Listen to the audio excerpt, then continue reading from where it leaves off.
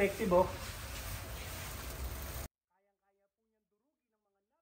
Magandang araw po mga kadiskarte. Sa araw na ito, bibidyohan po natin ang shredder machine. Sa lahat po ng mga may alaga po diyang mga hayop at gusto nyo po silang pakainin ng mga damong napier o kaya ay madre de cacao o kaya ay puno ng saging, yung mga chinachap-chap po natin, hinahaluan ng konting darak. Ito po, mas mapapabilis po nito ang ating paghahanap buhay. Lalo na po kung kayo po ay organic farming, gusto nyo po yung mga sanga-sanga po natin, kaysa sunugin, isa lang po natin dito madudurog at pwede po nating pakinabangan bilang pataba o fertilizer sa ating mga pananim. Magandang araw po, Ma'am Jane Balis Nomo ng Nasugbu, Batangas. Ito po yung inyong Bridge and Straton na shredder machine. Testingin muna po natin bago po natin ipa-deliver. Try natin, gasoline operated na po siya.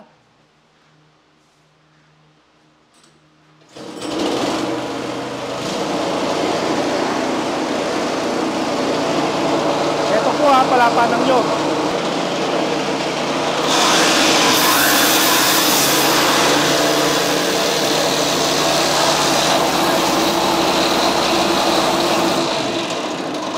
Salamat po, Ma'am Jane. Sunod po natin, order sa atin ni Boss Voltaire at Yensar ng Davao del Norte. Ito po yung sa inyo.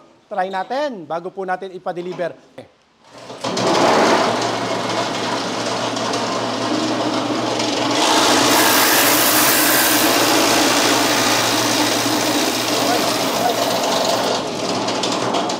Sa lahat po ng mga interesado, pwede nyo po akong i-follow sa ating pong Facebook page o kaya ay mag-comment sa ating pong YouTube channel.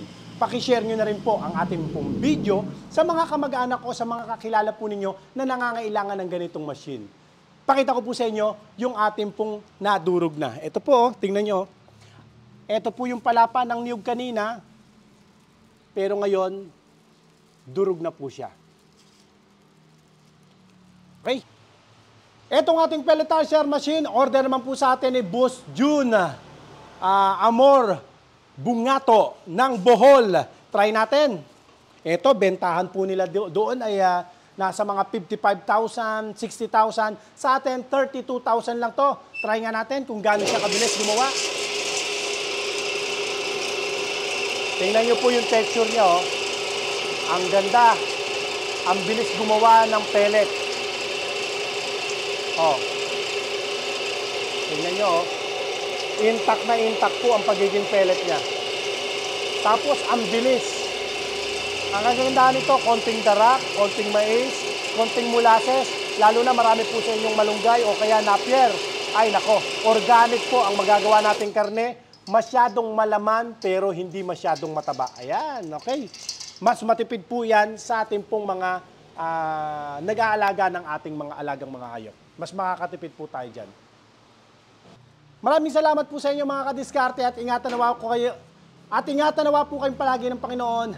God bless po.